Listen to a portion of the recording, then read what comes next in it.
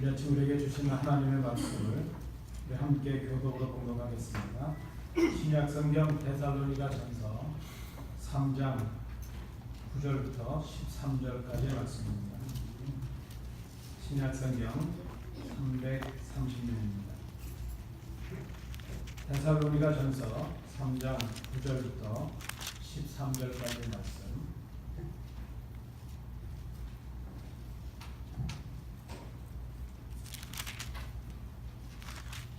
우리가 우리 하나님 앞에서 너희로 말미암아 모든 기쁨으로 기뻐하니 너희를 위하여 능히 어떠한 감사로 하나님께 보답할까?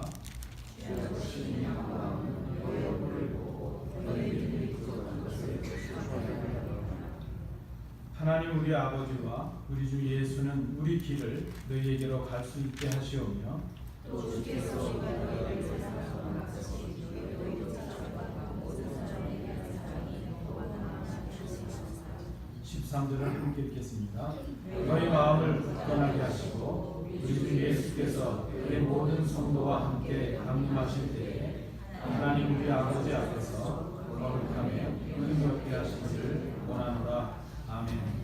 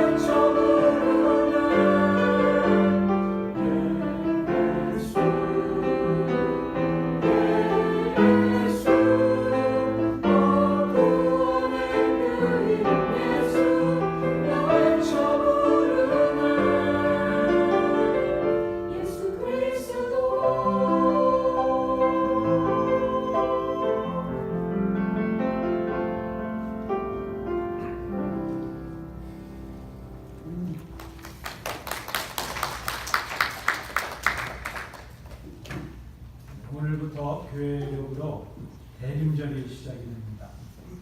우리가 대강절 이렇게도 부릅니다. 이 대림절은 예수님이 2000년 전에 처음 오셨다는 그 사실, 그리고 이제 곧 다시 오신다는 그것을 생각하게 하고 또 기다리게 하는 절기라 말할 수 있습니다. 대림절 그 자체가 기다린다 하는 뜻이 있습니다. 대림절은 기다리는 절기라 말할 수 있죠. 우리 그런 의미에서 우리 그리스도인들을 정의할 때에 그리스도인이 누구인가? 그리스도인은 기다리는 사람들 이렇게 말할 수 있습니다.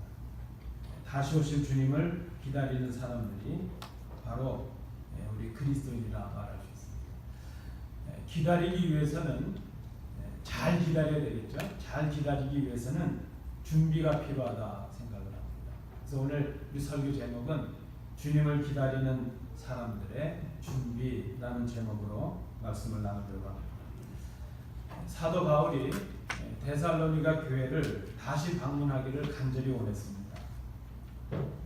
교회가 신앙적으로 성숙하기도 전에 사도 바울이 그 유대인들의 핍박을 피해서 데살로니가를 피해서 나왔기 때문에, 그곳을 떠나야만 했기 때문에, 지금 아마 사도 바울이 고린도 아덴쯤 와서 그 데살로니가 교회를 걱정을 합니다. 아직 연약한데 더 돌보고 그들을 도와줘야 되는데 자신이 그것을 떠나왔기 때문에 사도 바울의 마음속에는 늘 이 데살로니가 교회가 걱정입니다.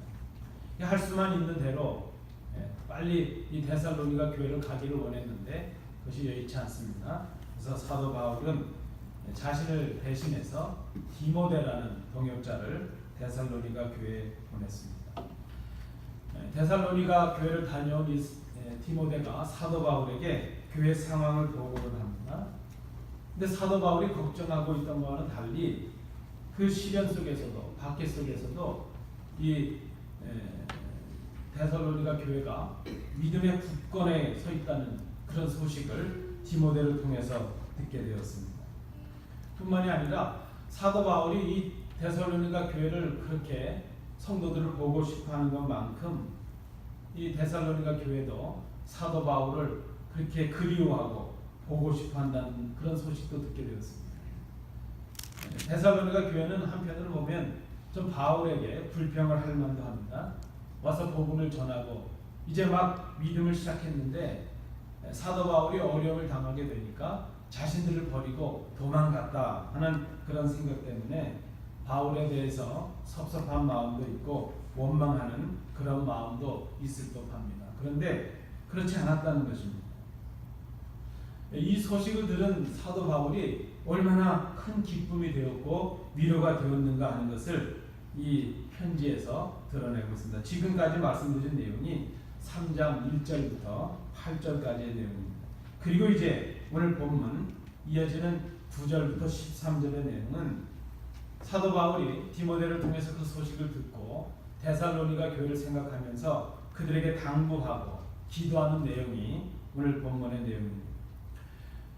디모데가 사도 바울에게 데살로니가 교회 소식을 전할 때 좋은 소식을 전하기도 했는데 한두 가지 그 좋은 것들이 많은 중에 데살로니가 교회가 직면하고 있는 어려움이 있었다는 소식을 전합니다. 그 어려움이 무엇이었는가 하면 종말과 다시 오실 주님 이 재림에 대해서 거짓 교훈에 미혹이 되어서 교회가 혼란 가운데 있고 또 심각한 오류와 갈등 속에 있다는 그런 문제였습니다.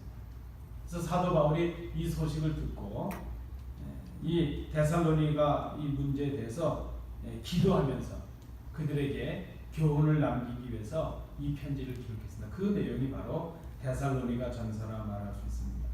오늘 우리가 본문으로 읽고 있는 9절부터 13절의 이 사도 바울의 기도, 또 데살로니가 성도들을 향한 이 당부의 말씀 속에서 우리가 발견하는 것이 있는데 그것이 무엇인가 하면 다시 오실 주님을 기다리는 교회, 성도들이 어떤 준비를 해야 될 것인가 하는 것이 오늘 본문에서 찾아집니다. 그 내용을 우리가 함께 살피도록 하겠습니다. 저는 오늘 본문을 통해서 세 가지로 정리를 해보았습니다. 첫 번째는 9절부터 10절의 내용입니다. 사도 바울은 데살로니가 교회 성도들의 믿음이 온전해지기를 위해서 기도했다는 것입니다. 다시 오실 주님을 기다리는 교회 혹은 주님의 오심을 기다리는 성도들이 해야 될 준비가 있다면 무엇을 준비할 것인가? 준비 중에 가장 우선해서 준비해야 될 것은 바로 믿음이라는 것입니다. 말씀드린 대로 사도 바울은 데살로니가 교회를 방문하고 성도들을 다시 보기를 간절히 원했습니다. 그 이유가 무엇인가 하면 그 자신의 방문을 통해서 아직 부족한 이 데살로니가 교회의 믿음을 온전케 하기 위해서 그것을 방문하기를 원했습니다. 데살로니가 교회가 복음을 받고 뜨거움은 있었습니다. 열정은 있었지만 이제 정확한 말씀에 대한 이해가 부족했습니다. 그래서 다시 주님께서 오신다는 이 재림에 대해서 올바른 지식을 갖지 못했습니다. 올바른 지식을 갖지 못하게 되니까 거짓 교사들의 가르침, 거짓 교훈의 미혹에 빠지고 말았습니다. 교회가 혼란을 겪게 되었고 그것 때문에 서로 갈등을 갖게 되었습니다. 어떤 사람들은 이 주님 다시 오시는 이 복음적인 내용을 잘못 이해해서 방종에 빠지고 나태와 게으름에 빠지고 말았습니다. 사도 바울이 시급하게 이 소식을 듣고 데살로니가 교회가 그 부족한 믿음이 온전하게 되어서 교회가 온전히 세워지기를 간구하고 있는 것입니다. 여러분 한번 생각해 보실까요? 우리도 역시 다시 오실 주님을 기다리고 있는 사람들입니다. 그런데 다시 오실 주님을 기다리는 우리들이 왜 미혹이 되고 왜 혼란을 겪게 되는가? 가장 큰 이유는 믿음이 부족하기 때문이라는 거죠. 특별히 말씀에 대한 믿음이 부족합니다. 하나님의 말씀을 바로 해석하고 말씀을 바로 깨달은 그 말씀에 근거한 믿음이, 온전한 믿음이 부족하기 때문이라는 것입니다. 여러분, 물론 우리는 완전한 믿음을 가질 수가 없습니다. 그렇죠? 우리가 지금 완전한 것 같아도 완전하지 않습니다. 우리 존재 자체가 완전하지도 않을 뿐더러 우리의 믿음도 완전할 수가 없습니다. 우리는 다만 그 나라 그 일까지 주님 오실 때까지 온전을 향해서 나가고 있는 과정 속에 있습니다. 우리가 비록 완전하진 않지만 우리의 믿음이 시간이 가면 갈수록 점점 성숙해지고 점점 성장해 나가는 그런 과정이 우리에게 필요하다는 것입니다. 여러분 한번 스스로 질문을 해보시기 바랍니다. 나는 완전한가? 나의 믿음은 완전한가? 말씀드린 대로 우리는 완전할 수는 없습니다. 아마 지금 혹 무슨 소리야? 나는 완전하지, 이만하면 완전하지 이렇게 생각하시는 분이 계신다면 아직 잠에서 덜 깨셨을 수 있을 거예요. 여러분 우리가 인정해야 됩니다. 완전하진 않습니다. 그래서 우리의 믿음도 완전할 수는 없습니다. 그러나 완전과 온전을 향해 나아가는 우리의 믿음의 성장은 우리에게 필요하다는 것입니다. 기억하십시오. 다시 오실 주님을 기다리는 우리 믿는 사람들, 그리스도인들이 준비해야 될 것이 많지만 가장 먼저 준비해야 될 것은 우리의 믿음이라는 것입니다. 하나님께서 아브라함을 가나안 땅으로 부르셨습니다. 아브라함이 그 하나님의 부르심에 응답했습니다. 갈 바를 알지 못하고 나아갔다 그랬습니다. 그런데 그가 가나안 땅에 도착했을 때 하나님이 약속으로 주셨던 젖과 꿀이 흐르는 땅은 아니었습니다. 가나안 땅에 가게 되면 그저 핑크빛이 열려있고 모든 것들이 다 온전히 열려있을 것이라 생각을 했는데 현실은 그렇지 못했다는 것입니다. 아브라함이 가나안 땅에 도착했을 때 그를 맞이한 것은 기근과 황폐한 뿐이었습니다. 사실은 하나님께서 아브라함의 믿음을 시험하시기 위해서 아브라함이 가나안 땅에 도착했을 때 그 가나안 땅에 기근과 황폐함을 주셨습니다. 그런데 아브라함이 그 시련의 자리를 견디지 못했습니다. 자신의 생각으로 살 길을 찾아서 애굽으로 내려가고 말았습니다. 그래서 그는 애굽에 가서 자기 아내를 누이라고 속이는 그런 죄를 범하게도 됩니다. 하나님의 시험에 실패를 한 것입니다. 그 이유로도 보면 하나님은 시간마다 때마다 아브라함을 시련과 시험 가운데 두십니다. 그의 조카 롯을 통해서 시험하시기도 하고 그의 아내를 통해서 시험하시기도 하고 그 아내의 몸종인 하갈을 통해서도 이스마엘을 통해서도 시험하시고 그리고 결국은 그의 아들 100세에 낳은 아들 그 귀한 아들 이삭을 통해서 시험하십니다. 그 귀한 아들을 하나님의 복의 약속의 그 기업으로 주신다는 그 아들을 이제 제단의 제물로 하나님께 바치라 그렇게 시험을 하십니다.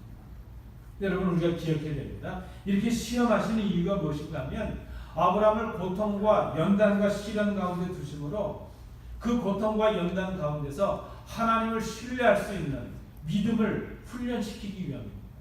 그의 믿음을 그만큼 성숙하고 성장하게 하시기 위함이었다는 것입니다. 여러분 이런 말이 있습니다. 믿음은 믿음을 통해서만이 성장할 수 있다는 것이죠. 믿음은 믿음을 통해서 성장한다. 멋있는 말 아닙니까? 제가 가끔 이럴 때가 있어요. 제가 이렇게 해놓고도 멋있어요. 이걸 뭐 스스로 뭐 한다고 그러면 여러분 한번 따라해 보실까요? 믿음은 믿음을 통해서만 성장할 수 있다. 믿음은 믿음을 통해서만 성장할 수 있다. 고맙습니다. 이 의미가 무엇일까? 우리의 믿음이 성장하려면 세상의 방법이 아닌 믿음의 방법을 훈련할 수 있어야 된다는 것입니다. 믿음을 통해서 성장할 수 있다는 이 말은 우리의 믿음은 하나님의 의를 따르는 하나님의 말씀을 깨닫는 하나님의 뜻을 실천하고 순종하는 그 믿음을 통해서만이 우리의 믿음이 성장할 수 있다는 것입니다. 여러분 그래서 우리 믿음이 성장하려면 세상 사람들이 생각하는 방법으로는 될 수가 없습니다. 세상에 갖는 지식과 세상의 경험으로는 우리의 믿음이 성장할 수가 없습니다. 믿음이 성장하려면 모이게 힘써야 되고 말씀을 배우게 힘써야 되고 기도에 힘쓰고 그 말씀을 순종해서 섬기기에 힘쓸 수 있어야 됩니다. 그래야 우리의 믿음이 성장할 수 있습니다.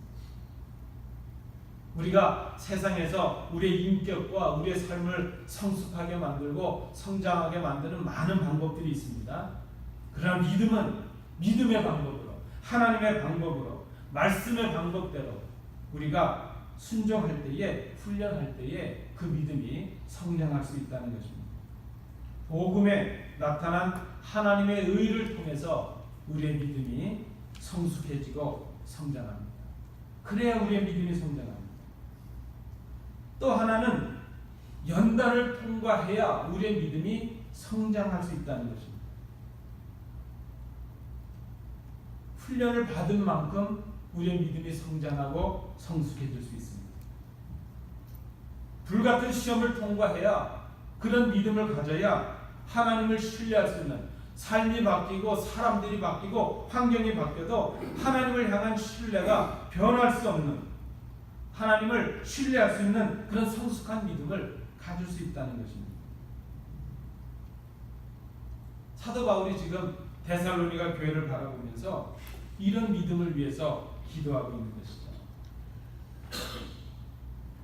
제가 그저 경험한 게 좀 짧아서 가끔 예화를 드리다 보면 드렸던 말씀을 또 드리고 아마 그런 분이 계실 것 같아요. 뭐 어떤 교회는 그랬다 그래요. 어떤 목사님이 설교를 은혜롭게 하고 나갔는데 늘 목사님 설교를 기록하는 분이 계셨다. 그래서 나오니까 오늘은 성도들이 은혜를 잘 받았겠지 하고 나가는데 그 성도님 목사님하고 암사하면서 그러시더래요. 목사님 그 예화가 몇 년도에 언제 하셨고 도합 몇 번째 하셨습니다. 그러시더라는 거죠. 제가 예화를 늘 말씀드리는 게 좀 두렵긴 합니다. 두렵던 말씀을 또 드리는 것 같기도 해서 제가 그 군에 갈 때 훈련소를 들어갈 때 훈련소 그 부대 앞에서 이렇게 대기를 하는데 고향 후배들을 만났습니다. 제가 조금 나이가 들어서 군대를 갔거든요. 대학원을 합격해놓고 가다 보니까 좀 나이가 들었습니다. 근데 제 고향 후배들도 있고 제 동생 후배들도 있어요.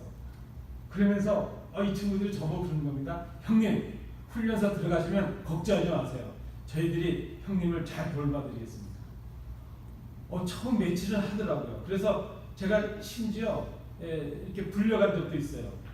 왜 불려갔냐면 이 친구들이 저랑 있으면서 형님 하니까 군대 높은 분이 저를 부르더니 야 니들 조직에서 왔냐? 왜 군대 안에서 형님 해? 제가 마음이 좀 놓였죠. 야 내가 이 훈련소에서는 좀 잘 지낼 수 있겠구나. 근데 웬걸요? 좀 지나니까요 남 쳐다볼 겨를이 없습니다. 저랑 가까이 있던 그 친구 하나는, 동기 하나는 저보고 그러더라고요.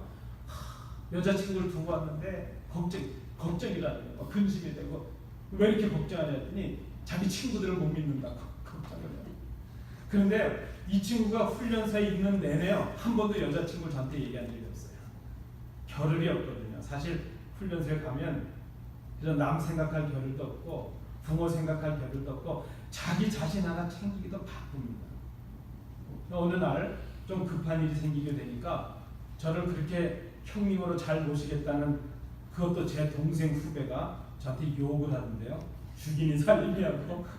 자기가 급한 일 당할 것 같으니까 뭐 남 쳐다볼 겨를이 전혀 없는 것이죠. 여러분 그렇습니다.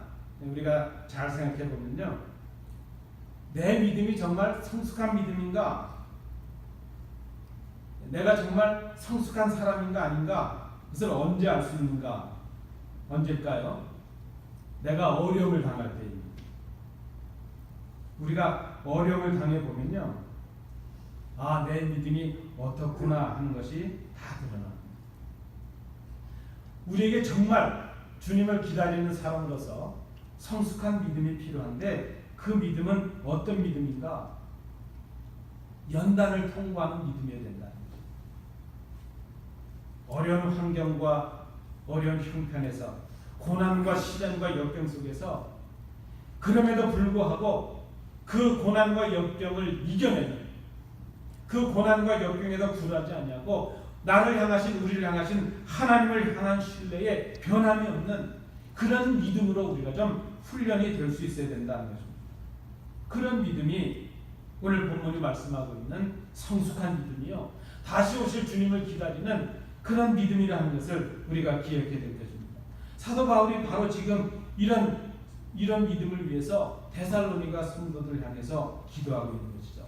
데살로니가 후서 1장 3절에도 사도 바울이 이렇게 말합니다. 형제들아, 우리가 너희를 위하여 항상 하나님께 감사할지니 이것이 당연함은 너희 믿음이 더욱 자라고, 너희 믿음이 자라는 것. 여러분, 우리가 좀 시간이 가면 갈수록, 우리의 믿음의 연수가 더해지면 더해질수록 믿음이 좀 자라야 되겠습니다. 좀 키가 자라고, 우리 자녀들이 그렇잖아요. 키가 자라고 몸집이 커지는 것만큼 좀 철이 들어가는 것처럼 우리의 믿음이 좀 달라져야 되겠어요. 어제와 오늘이 좀 달라지고, 하루가 다르게 좀 날마다 더 성숙하고 더 성장하는 그런 믿음이 우리에게 필요하다는 것입니다. 다시 오실 주님을 기다리는 우리가 준비해야 될 가장 우선되어야 될 것, 그것은 바로 믿음입니다. 말씀에 근거하는 믿음, 연단을 통과하는 믿음, 성장하는 믿음, 성숙한 믿음, 이런 믿음이 우리가 준비해야 될 첫 번째라 말할 수 있습니다. 두 번째입니다. 사도 바울이 11절과 12절 말씀을 보니까 두 번째로 기도하고 있는 것은 데살로니가 성도들의 사랑이 넘치기를 위해서 기도하고 있다. 말씀드린 대로 사도 바울이 지금 데살로니가 교회를 방문하기 간절히 원하는 그 첫 번째 이유가 무엇일까요? 데살로니가 교회를, 그 성도들을 사랑하고 있기 때문입니다. 어떻게 하든지 이 데살로니가 교회에 가서 성도들을 도와주고 돌보기를 원합니다. 근데 그것이 여의치 않으니까 디모데를 보냅니다. 왜 이렇게까지 했는가? 오늘 본문 말씀에 잘 보면요, 사도 바울의 심정이 나타나는데, 사도 바울이 데살로니가 교회를 걱정하는데 그 걱정 때문에 죽을 것 같았다는 것이죠. 여러분, 우리 한국말의 뉘앙스 중에 죽겠다는 말을 쓸 때가 많아요. 그렇죠? 우리가 여러분 어떤 때 죽고 싶죠? 우리도 모르게 쓰는 말 중에 와 재밌어서 죽겠네, 재밌어도 죽고요. 어떤 때는 와 맛있어서 죽겠네, 맛있다는 걸 비유해도 둘이 먹다 누가 죽어도 모르겠다 이제 죽는 걸로 되고 우리는 얼마나 죽을 일이 많은지 몰라요. 기분 좋아도 죽고 화나도 죽고 뭐 좋아도 죽고 싫어도 죽고 죽을 일이 많아요. 우리는 늘 그렇게 죽는다는 표현을 많이 쓰는데 오늘 본문에 보니까 사도 바울이 그런 심정이었다는 것입니다. 얼마나 데살로니가 교회 성도들을 사랑하고 있는지 그 성도들이 지금 연약하고 박해 속에 있고 시련 가운데 있고 거짓 교사들 때문에 시달리고 있다는 것 그것을 이 바울이 알게 되니까 바울이 마음이 괴로운 거예요. 걱정과 근심이 너무 많았어요. 죽고 싶은 거예요. 아주 죽을 정도로 괴로웠다는 것이죠. 그 말씀을 우리가 볼 수 있습니다. 디모데를 통해서 사도 바울이 소식을 듣게 되었습니다. 아, 걱정했던 것과는 달리 데살로니가 교회가 그래도 믿음에 굳건하게 서 있다. 그 소식을 듣게 되었을 때에 사도 바울이 고백을 합니다. 우리 읽으셨던 말씀 앞에 8절을 보실까요? 우리 8절을 우리 함께 읽겠습니다. 3장 8절입니다. 시작. 그러므로 너희가 주 안에 굳게 선즉 우리가 이제는 살리라. 이 사도 바울의 고백이죠. 디모데를 통해서 교회가 굳건하게 되었다는 소식을 듣게 되니까 우리식으로 표현하면 무엇일까요? 아, 내가 너희들이 이런 소식을 들으니까 이제는 좀 살 것 같아. 이제는 좀 살겠구나. 아, 이제는 좀 한시름 놓겠구나. 그런 의미가 아닐까요? 그런 마음으로 지금 사도 바울이 이 교회를 사랑했다는 것이죠. 그런 사랑의 마음을 가지고 데살로니가 교회를 향해서 기도하고 있습니다. 무엇을 위해서 기도합니까? 데살로니가 교회가 믿음이 성숙해지는 것처럼 사랑도 성숙해지는 그런 교회가 되기를 지금 사도 바울이 기도하고 있는 것이죠. 그런 기대를 가지고 있는 것이죠. 여러분, 가끔 우리는 다른 사람들에게 사랑을 요구할 때가 있습니다. 좀 사랑이 많아지면 좋겠다. 그렇게 말할 때가 있어요. 누구가 좀 사랑이 풍성해지면 좋겠어. 아, 우리 목사가 좀 사랑이 많은 사람이 되면 좋겠어. 또 목사님들은 그러겠죠. 와, 우리 교회 성도들이 좀 사랑이 넘치는 사람들이 되면 좋겠어. 안 원하세요? 우리가 다 그런 걸 바라죠. 우리가 다 사랑이 풍성해지는 성도들이 되고 그런 교회가 되기를 원합니다. 근데 여러분 기억하십시오. 사랑을 요구하는 사람이 되기 위해서는 우리가 먼저 사랑할 수 있는 사람들이 돼요. 오늘 사도 바울을 보실까요? 너희들을 사랑하는 것 때문에 내가 죽을 것 같아. 그런 사랑의 마음을 가지니까 사도 바울이 데살로니가 교회를 그렇게 사랑할 수 있는 것이죠. 그리고 그들에게 사랑하자고 사랑하라고 요구할 수 있는 것이죠. 아까도 말씀드렸지만 상황이 어려워지고 시련 가운데 있게 되면 우리의 마음이 각박해집니다. 우리 누구나 다 그렇습니다. 사람은 어려움을 겪게 되면 그의 진면목을 알 수 있죠. 대개 우리가 어려움을 당하게 되면 시련을 겪게 되면 우리도 모르게 이기적인 사람들이 됩니다. 자신만을 생각하고 자신의 유익만을 생각하게 됩니다. 남 생각할 겨를이 없게 되죠. 그래서 우리의 믿음과 우리의 사랑은요, 좋을 때 평가되는 것이 아닙니다. 넉넉할 때 평가될 수 있는 것이 아닙니다. 뭐 좋은 일이 많을 때, 형통할 때, 자녀들이 잘 되고 가정이 잘 되고 기업이 흥황하고 모든 일이 성공적으로 형통할 때 그때 우리의 믿음은 평가되는 것이 아닙니다. 모든 일이 형통하고 잘 될 때는 다 여유가 많아요. 사랑도 많고 믿음도 좋아 보이고 다 좋아 보여요. 그런데 어려움이 생길 때, 인간관계가 단절될 때, 기업에 어려움이 있을 때, 가정에 불화가 생길 때, 교회 갈등이 많아질 때 그때 우리의 믿음이 평가될 수 있고 우리의 사랑이 평가될 수 있다는 것입니다. 여러분, 우리가 어려움을 당하고 시련을 당할 때 진짜 우리가 보여야 될 것이 무엇인가요? 그때 우리의 믿음이 필요하다는 거죠. 그때 우리의 성숙한 사랑이 필요하다는 것입니다. 우리 교회가 어려움을 당하거나 뭐 고통 속에 있거나 연단 가운데 있다 할지라도 언제 어떻든지 뭐 상황이 바뀌든지 형편이 바뀌든지 하나님을 향한 우리의 믿음과 그 믿음에 따른 성숙한 사랑의 열매가 가득한 교회가 되기를 간절히 원합니다.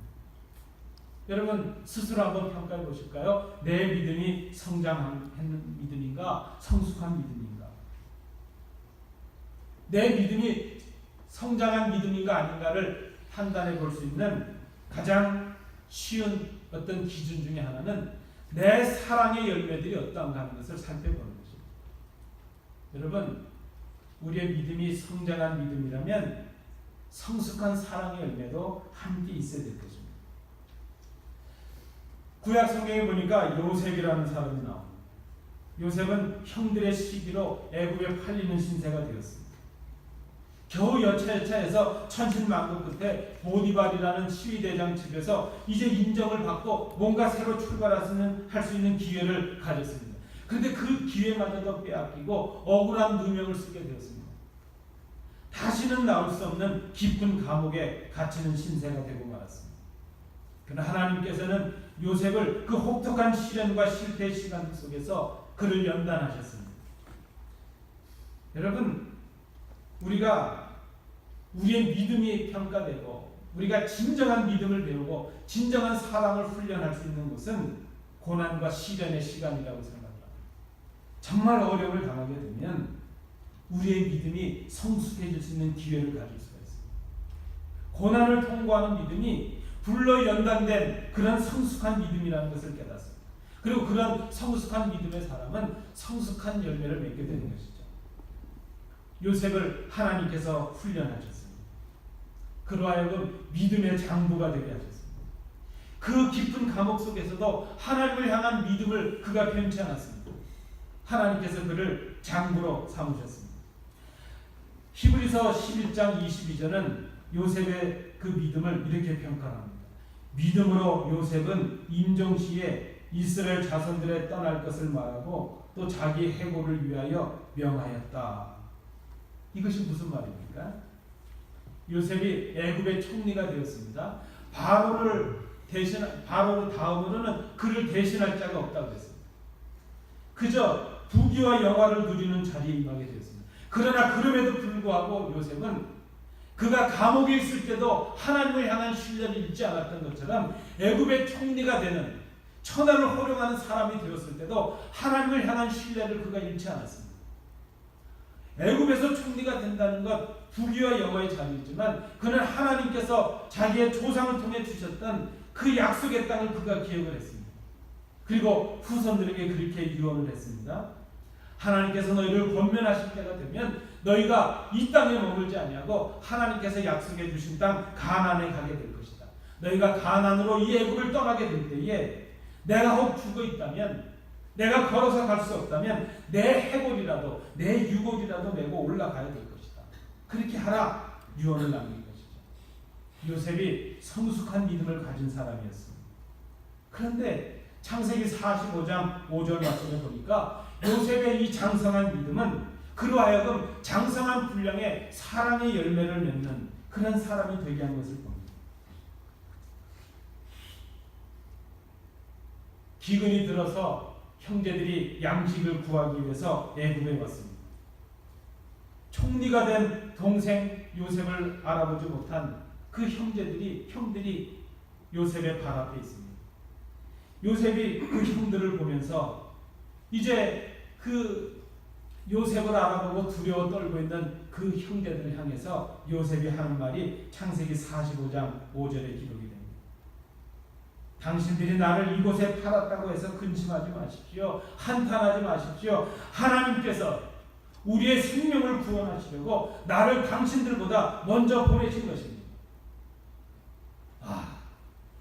이 장면을 보면요, 요셉이 얼마나 큰 사람이 되었는가 하는 걸 봅니다. 그의 성숙한 믿음이 얼마나 큰 사랑의 열매로 맺고 있는가 하는 것을 우리가 봅니다. 아마 저 같았으면 어떻게 했을까? 아마 그렇지 않았을까요? 넷째 형, 나 구덩이에 넣자 그랬지? 신하들을 시켜서, 자신의 수하들을 시켜서 그거보다 10배나 깊은 수렁을 파놓고는 거기다가 빠치다 아마 그랬을지 모르겠어요. 아무개 형은 내가 수렁에 빠졌을 때 나를 좀 그래도 생명을 살리자고 해줬겠지? 형은 좀 이쪽으로 오세요. 아마 저 같으면 그것 예전에 했던 그거 생각하면서 원수를 갚고 이제 입장이 바뀌었으니까 당신들도 당해보라. 아마 그렇지 않았을까요? 요셉은 그렇지가 않습니다. 그가 감옥에 있을 때나 총리가 되었을 때나 그가 바라보는 것은 자신의 환경과 처지가 아니라 살아계신 하나님입니다. 하나님만을 신뢰합니다. 그러니까 그는 그 믿음으로 어떤 자리에 있든지 굳건한 성숙한 믿음의 사람이 되었고, 그의 굳건한 믿음은 그로 하여금 장성한 분량의 사랑의 열매를 거두게 했다는 것입니다. 사도 바울이 지금 데살로니가 교회를 향해서 이러한 사랑의 풍성함을 위해서 기도하고 있습니다. 다시 데살로니가 후서 1장 3절에서 사도 바울이 이렇게 말합니다. 형제들아, 우리가 너희를 위하여 항상 하나님께 감사할지니 이것이 당연함은 너희 믿음이 더욱 자라고 너희가 다 각기 서로 사랑함이 풍성함이니. 여러분, 우리의 믿음이 깊어지면 깊어질수록 사랑도 깊어져야 됩니다. 그래야 성도입니다. 우리의 믿음이 굳건해지면 굳건해질수록 우리의 사랑도 굳건해질 수 있어야 됩니다. 그래야 그게 진짜 믿음입니다. 사랑의 실천과 사랑의 열매가 없는 믿음은 가짜입니다. 사람도 속이고 자신도 속이고 하나님도 속이는 것입니다. 하나님께서 우리에게 연단을 주십니다. 그 연단을 통해서 우리가 더 하나님을 알게 하시고 하나님의 말씀을 깨닫게 하셔서 우리의 믿음을 연단하십니다. 내가 고난당한 것이 내가 유익이 되었음을 깨닫습니다. 내가 그 고난을 통해서 하나님의 윤례를 배우게 되었습니다. 그렇게 고백하는 것이죠. 그리고 그 연단된 믿음을 통해서 우리의 사랑이 더욱더 풍성해지는 것입니다. 다시 오실 주님을 기다리는 우리가 준비해야 될 것이 있다면 바로 이 굳건한 믿음, 성숙한 믿음을 통한 성숙한 사랑을 우리가 준비해야 될 것입니다. 마지막 세 번째입니다. 오늘 13절 말씀을 통해서 보니까 사도 바울은 데살로니가 성도들의 삶이 거룩해지기를 위해서 기도했다, 이렇게 기록하고 있습니다. 시련을 통과한 이 믿음은 우리를 굳게 하죠. 우리를 강건하게 합니다. 그 강건한 믿음을 통해서 우리는 성숙한 사랑의 열매를 맺는 사람들입니다. 우리가 서로 사랑함으로 하나가 되고 함께 하나님의 일을 해나가는 거룩한 공동체가 되는 것이죠. 이러한 믿음과 이러한 사랑은 우리로 하여금 하나님 아버지 앞에서 거룩함에 흠이 없게 하는 것입니다. 거룩함에 흠이 없게 한다는 이 말은 거룩한 일에 흠이 없는 사람들이 된다는 뜻입니다. 여러분, 거룩한 일이 무엇입니까? 하나님의 일이 거룩한 일입니다. 하나님을 위해서 섬기는 일이 거룩한 일입니다. 하나님을 기쁘시게 하는 일이 거룩한 일입니다. 하나님의 일은 다시 오실 주님을 믿는 일, 다시 오실 주님을 기다리는 일, 그 일이 거룩한 일입니다. 믿음으로 섬기는 일, 서로 사랑하는 일, 하나님 기뻐하신 일을 감당하는 일, 이 모든 일들이 거룩한 일입니다. 복음을 증거하는 일, 교회를 섬기는 일, 봉사하는 일, 연약한 형제들을 돌보는 일, 교회를 몸으로 헌신하는 일, 이 모든 일들이 다 거룩한 일이라는 것입니다. 그런데 여러분 기억하십시오. 거룩한 일을 하는 사람은 거룩한 사람이어야 한다는 것입니다. 거룩한 일을 하기 위해서는 우리가 거룩한 사람들이어야 된다는 것입니다. 하나님의 일을 흠이 없이 거룩하게 하는 방법은 오늘 말씀해 보니까 하나님 앞에 서는 것이다. 13절 마지막 부분에 보니까 하나님 우리 아버지 앞에서 거룩함에 흠이 없게 하시기를 원합니다. 하나님 앞에 서는 것, 그것이 거룩입니다. 코람 데오라는 말이 있습니다. 하나님 앞에 있다는 것입니다. 골로새서 3장 23절 말씀도 이렇게 말씀합니다. 무슨 일을 하든지 마음을 다하여 주께 하듯 하고 사람에게 하듯 하지 말라. 여러분, 우리의 섬김이 하나님 앞에서 행하는 일인 것을 우리가 기억해야 돼요. 작은 일들, 교회를 섬기는 작은 봉사들, 이것이 사람에게 하는 일이 아니고 하나님 앞에서 하는 일입니다. 우리의 말 한마디 한마디가 사람 앞에서 하는 것 같지만 사람 앞에서 하는 것이 아니라 하나님 앞에서 하는 것이 됩니다. 하나님께서 듣고 계십니다. 하나님께서 보고 계십니다. 우리가 지금 사람들과 살아가는 것 같지만 하나님 앞에서 살아가고 있습니다. 하나님께서 우리의 모든 것을 다 보고 계시고 듣고 계십니다. 우리의 몸짓 하나하나, 우리의 행동 하나하나까지도 다 보고 계십니다. 하나님 앞에서 살아가는 우리가 어떻게 살아가야 될 것인가? 거룩한 삶을 살아야 된다는 것입니다. 정결한 삶을 사는 것입니다. 하나님의 자녀다운 삶을 사는 것입니다. 우리가 거룩함으로 흠이 없이 하나님 앞에 서는 것이 무엇인가? 신약 성경을 보면 그것을 바로 그리스도를 본받는 것이라 그렇게 말합니다. 사도 바울이 말합니다. 내가 그리스도를 본받는 자 된 것 같이 너희는 나를 본받으라. 사도 바울의 이 말씀을 들을 때마다 부럽기도 하고 부끄럽기도 합니다. 제가 우리 성도들 앞에서 사랑하는 성도 여러분, 내가 주님을 본받는 것처럼 여러분들은 저를 본받으십시오 하면 여러분들이 어떻게 생각할까? 여러분들은 어떠세요? 여러분 가정에서, 여러분과 이웃과의 삶 속에서, 우리 성도들과의 삶 속에서 사랑하는 성도 여러분, 형제님, 자매님, 내가 그리스도를 본받는 자 된 것 같이 여러분이 지금 나를 본받으십시오. 우리가 그렇게 말할 수 있을까? 하나님의 일을 하는 사람들은 거룩한 사람이 되어야 됩니다. 그것은 바로 그리스도를 본받는 것이라 말하고 있습니다. 요한일서 3장 2절 말씀입니다. 사랑하는 자들아, 우리가 지금은 하나님의 자녀라. 장래 어떻게 될지는 아직 나타나지 아니하였으나 그가 나타나시면 우리가 그와 같을 줄을 아는 것은 그의 참모습 그대로 볼 것이기 때문입니다. 우리의 믿음의 목표, 우리의 섬김의 목표가, 목적이 무엇입니까? 그리스도와 같이 되는 것입니다. 그리스도를 닮는 것입니다. 그리스도를 본받는 것입니다. 그것이 바로 거룩입니다.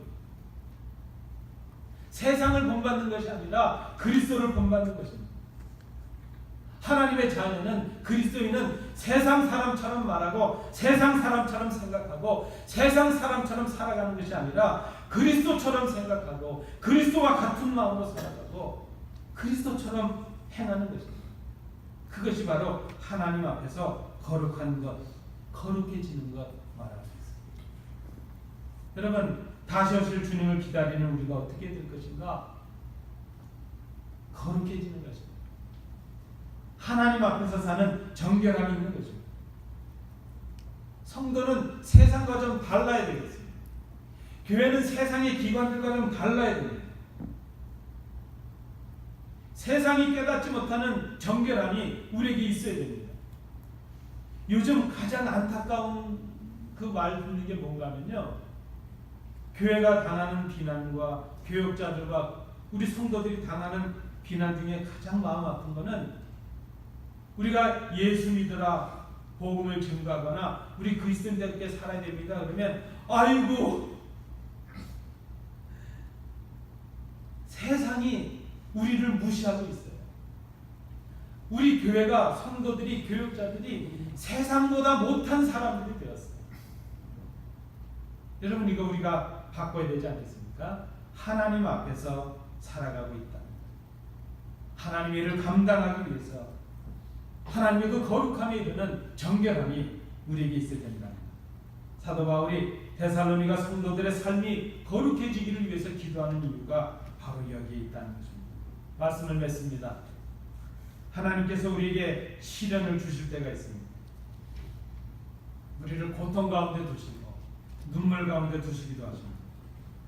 우리에게 연단을 주십니다. 우리에게 깊은 밤에 한숨을 주십니다. 우리를 내치시거나 멸망케 하시는 그런 이유가 아니라는 것을 우리가 기억합니다. 우리를 오히려 연단하셔서 정금같이 정결하고 거룩하게 하시기 위함입니다. 우리가 이 고난과 시련을 당할 때 우리가 할 일이 무엇입니까? 믿음으로 믿음에 이룰 수 있도록 우리의 믿음을 강건하게 해야 될 것입니다. 그 믿음에 걸맞는 성숙한 사랑의 열매를 우리가 맺어야 될 것입니다.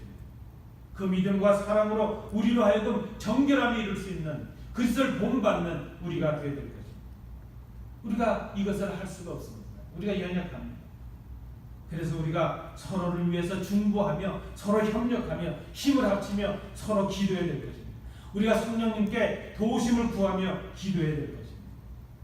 이 절기가 바로 대림절, 주님의 오심을 기억하는 절기입니다. 2000년 전에 오셔서 우리에게 모든 것을 주셨던 그 주님을 깊이 묵상하는 절기가 바로 이 대림절입니다. 그리고 이제 곧 다시 오셔서 믿음으로 수고한 우리들을 영접해 주실 그 주님을 기다리는 절기가 바로 이 대림절입니다. 어떻게 다시 오실 주님을 기다릴 것인가? 주님의 오심을 어떻게 우리가 준비할 것인가? 여러분, 성숙한 믿음을 준비해야 될 것입니다. 그 성숙한 믿음에 걸맞는 사랑을 우리가 준비해야 되겠습니다. 그리고 성숙한 믿음과 사랑으로 그리스도를 본받는 그런 정결한 삶이 우리에게 있어야 될 것입니다. 이것이 다시 오실 주님을 기다리는 준비가 될 것입니다. 이번 대림절이 우리 일생 일대에 가장 의미 있는 대림절이 될 수 있도록 우리 마음을 새롭게 시작하시는 복된 성도들 되시기 바랍니다. 기도하겠습니다. 은혜로우신 아버지 하나님, 대림절을 시작하면서 다시 오실 주님을 저희들이 생각합니다. 오늘 데살로니가 교회에 주시는 사도 바울의 말씀을 통하여 우리에게 주시는 하나님의 음성을 듣습니다. 믿음을 준비하는 저희들 되게 하옵소서. 믿음에 걸맞는 사랑의 열매들이 있게 하옵소서. 그리고 하나님 앞에서의 거룩함의 정결함을 이루는 저희들이 되게 하옵소서. 이런 삶으로 주님 오실 때까지 오시는 주님을 기대하며 준비하는 저희들이 되게 하옵소서. 예수님 이름으로 기도하옵나이다.